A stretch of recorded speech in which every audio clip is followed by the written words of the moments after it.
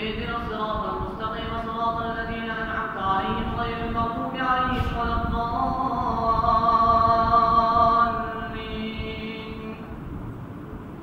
إن الذين آمنوا وعملوا الصالحات وأخبتوا إلى ربهم أولئك أصحاب الجنة هم فيها خالدون. مثل الفريقين كالأعمى والأصم والبصير والسميع هل يستويان مثلا أفلا تذكرون. ولقد أرسلنا نوحا إلى قومه إني لكم نذير مبين ألا تعبدوا إلا الله إني أخاف عليكم عذاب يوم أليم. فقال الملأ الذين كفروا من قومه ما نراك إلا بشرا مثلنا وما نراك اتبعك إلا الذين هم أراذلنا بادي الرأي وما نرى لهم علينا من فضل بل نظنكم كاذبين.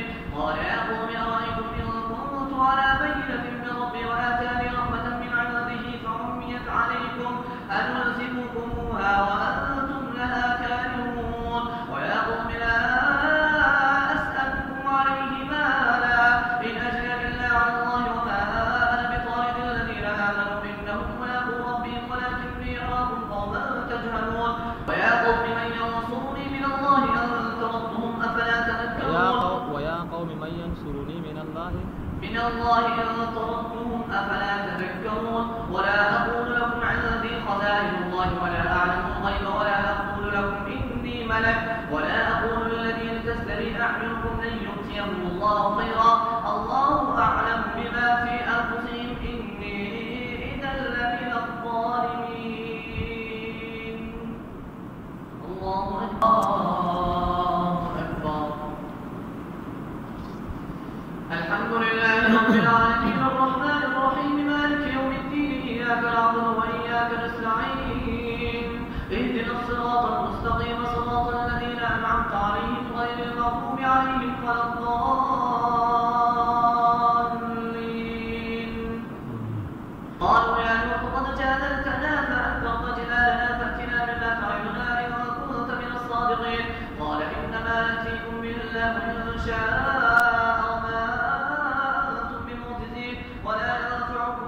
ولا ينفعكم نصحي إن أردت أن أنصح لكم إن كان الله يريد أن يغويكم هو ربكم وإليه ترجعون.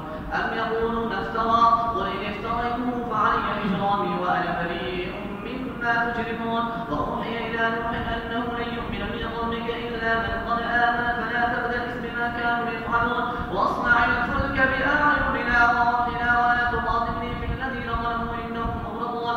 ويصنع الفلك وكلما مر عليه ملك من قومه سخروا منه قال إن تسخروا منا فإنا نسخر منكم كما تسخرون. وسوف تعلمون من يأتيه عذاب يخزيه ويحل عليه عذاب مقيم حتى إذا جاء أمرنا وفارت النور قل نحمل فيها من كل زوجين اثنين وأهلك إلا من سبق عليه القول وما آمن معه إلا قليل. وقال اركبوا فيها بسم الله مجريها ومرساها إن ربي لغفور رحيم. وهي تجري بهم في موج كالجبال.